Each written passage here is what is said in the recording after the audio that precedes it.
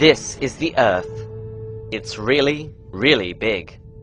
It has a total circumference of 40,000 kilometers at the equator, and a surface area of 510 million kilometers squared. And the vast majority of petroleum is found underground. So how on earth do we find it in order to extract it?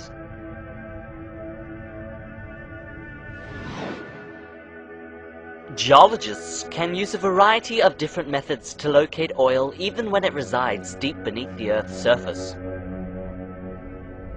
The most common method of locating oil is via seismic survey. Essentially, geologists use a variety of different tools to emit sound waves, which then delve into the Earth's crust, some of which bounce back to the surface. A computer can then interpret these sound waves and create a detailed three-dimensional image of the various geological formations beneath the surface, thus providing the approximate location and amount of oil in any given oil reservoir. If the oil is worth extracting, we then go on to the next stage of the petroleum industry: drilling. Before the oil can be extracted from the reservoir, a well must first be drilled. This well is created during the second stage of the petroleum industry: drilling. In order to carry out drilling operations, a temporary drilling rig is constructed. The large derrick allows for a pulley system that can support a long drill pipe attached to the drill bit. A turntable turns the Kelly, which is attached to the drill pipe, to allow the drill bit to drill. As the drill bit plunges deep underground, drilling fluid is pumped down through the drill pipe to wash the rock cuttings out. The resulting mud returns to the surface and passes through a shale shaker, which removes any unwanted solids from the mud. The mud is then poured into a tank, where it is then used as drilling fluid to remove further rock cuttings. Once the well has been drilled to sufficient depth, the walls are reinforced with concrete and steel casing, and then the drilling rig is deconstructed.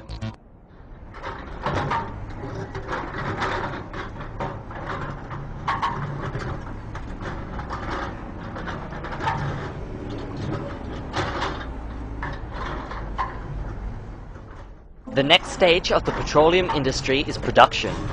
In this stage, the oil is extracted from the reservoir. This is done with an oil rig. The rig's size and shape depend on where the oil reservoir is located. In this case, a pump jack is used. A motor turns two crank rods aided by counterweights, which are attached to a pitman arm, which is in turn attached to one end of what is known as the walking beam. The beam is centered on a pivotal point, and the circular momentum of the crank rods force it to rotate back and forth as it is pulled upon by the pitman arm. Attached to the opposite end of the beam is the horse's head, and attached to that is the bridle.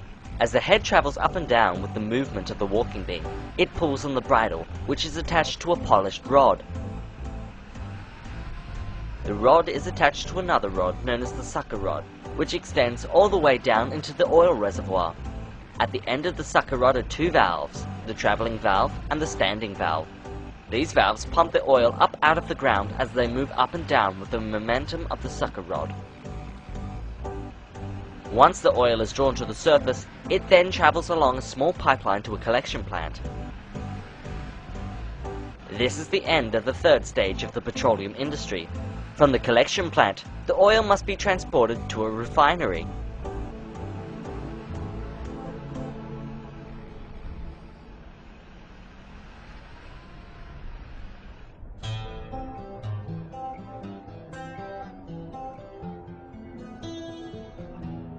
The fourth stage of the petroleum industry is transportation. In this stage, the petroleum is transported from the production site. This can be done in several ways: by road, rail, sea, or pipeline. Pipelines can be thousands of meters long and are typically made from steel with an average diameter of anywhere between 10 to 120 centimeters. The oil is kept in a constant motion by regular pump stations along the pipeline and flows on average at speeds of up to 6 meters a second. The oil's final destination is the refinery, where the last stage of the petroleum industry takes place.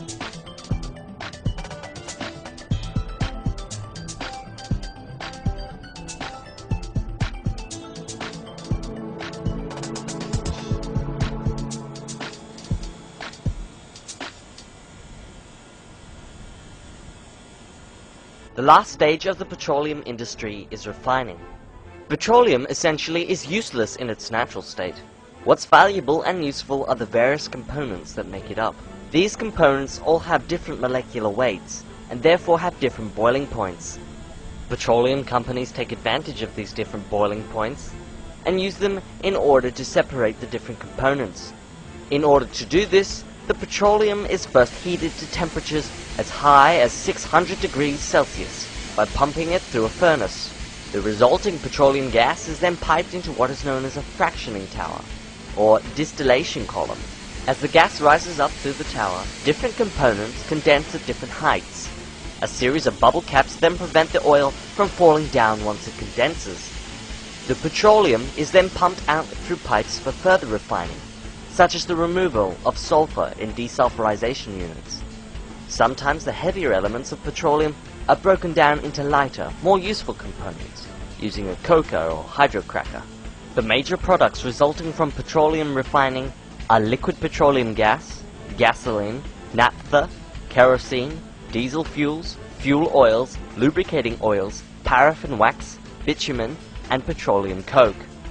These products are then used in our everyday lives, such as powering our cars.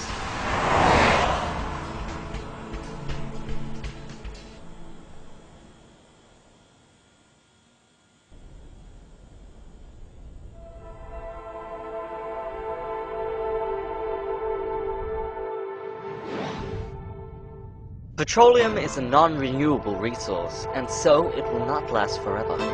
It is estimated that the Earth's oil supplies will finally run dry towards the end of the century.